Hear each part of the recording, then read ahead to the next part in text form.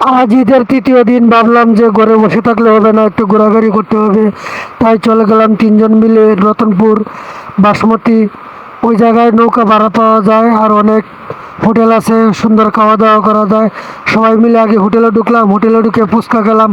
ও মা, দেখি ফুচকা মাত্র 7টা না 8টা দিল, 150 টাকা দাম। কী করবো আর, তিনজনে মিলে তাই চিন্তা করলাম যে বিলটা বাইকনের হাতে ভরাবো, আর বাইকনাকে বেশি বেশি করে দিলাম যাতে বাইকনের বিলটা দেয়। কিন্তু আফসোস, বাইকনের বিলটা দিল না। বাইকনের একজন বাইকে ছিল সাথে, বিলটা তাকিয়ে দেওয়ালো। আর আমি চাইছিলাম যে বিলটা বাইকনে দেখ, কিন্তু বাইকনে দেয় নাই। কারণ আমরা তিনজনের মধ্যে বাইকনের কাছে অনেক টাকা ছিল বেশি, আর আমরা তিনজন আসছিলাম ফকির।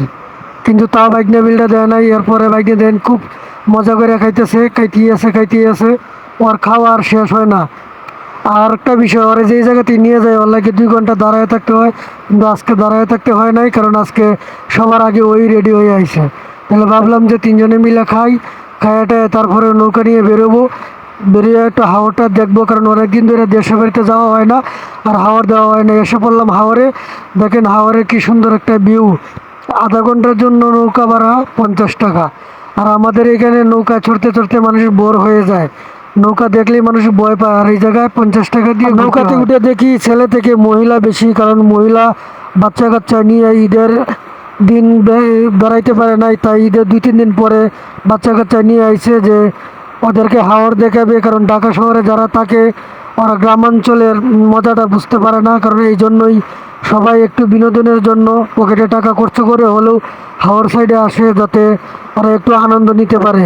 আর দেখেন ট্রলারে অনেক লোক, প্রায় আমরা 30-35 জন এক ট্রলারে, সবাই 50 টাকা করে দিলাম। দিয়ে আধা ঘন্টা ঘুরলাম, অনেক ভালোই লাগতেছিল। কারণ অনেক দিন ধরে হাওরে যাওয়া হয় না, চাকরির পিছনে ঘুরতে ঘুরতে হাওরের মজাটাই অনেকে হারিয়ে ফেলতেছে। তাই ভাবলাম যে একটু হাওর এলাকায় যাই। আর হাওর এলাকায় এটা হলো যে আপনার গাজীপুর, সফিপুর, রতনপুর, বাসমতি। যারা অনেক দিন ধরে ঢাকায় থাকেন তারা অবশ্যই গ্রামকে মিস করেন। তারা ইচ্ছে করলে এই জায়গায় আসতে পারেন। অল্প টাকায় অনেক সুন্দর ঘোরা যায়, অনেক কিছু খাওয়াও যায়, অনেক আনন্দ পাবেন। কারণ ঢাকা শহরে তো বুঝেনি, যারা থাকে ওরা দিনরাত চাকরির পিছনে দৌড়াদৌড়ি করে, ওরা আসলে ওই আনন্দটা ভালো রকম বুঝতে পারে না। তারপরে দেখেন আমি একটু ছবি তুললাম, আমার বাইকনা ক্যামেরাম্যান। বাইকনারা ভাবলাম, কইলাম যে একটু ছবি তুলে দে, একটু ভিডিও করে দে। বাইকনা অনেক সুন্দর ভিডিও করে দিল, ভালোই লাগতেছিল। অবশেষে এখান থেকে 50 টাকা দিয়ে আবার বের হলাম। আবার বের হয়ে আবার ফুচকা। কী করবো, কারণ পকেটে যা টাকা ছিল, বিরিয়ানি খাওয়ার মতো টাকা ছিল না। তাই আমরা তিনজনে মিলে আবার ফুচকাই গেলাম।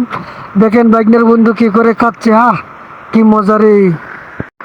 খাওয়া দাওয়ার পরে এখান থেকে বের হয়ে আসলাম, কারণ বিলটা দিয়েছিল এই যে লোকটাকে দেখতে পাচ্ছেন, এই লোকটাই। কারণ আমাদের কাছে অনেক বেশি টাকা ছিল না, আর ওই লোকটা কিছু টাকা নিয়ে গেছিলো। কারণ ঢাকা শহরে তাই আমরা অল্প টাকা বোনাস পাই, ওইগুলো দিয়ে খরচাপাতি করে পকেটের টাকা শেষ। এদিকে আমিও ফুচকা খাচ্ছিলাম আর বাইকনাকে একটু দেওয়ার চেষ্টা করলাম। বাইকনা করে না, আমারটা খেতে পারতেছি না, মামা তোমারটা তুমিই খাও। তারপরে আবার কি, গরিবের আনন্দ এখানেই শেষ। ভিডিওটা ভালো লাগলে লাইক কমেন্ট শেয়ার করবেন। ধন্যবাদ।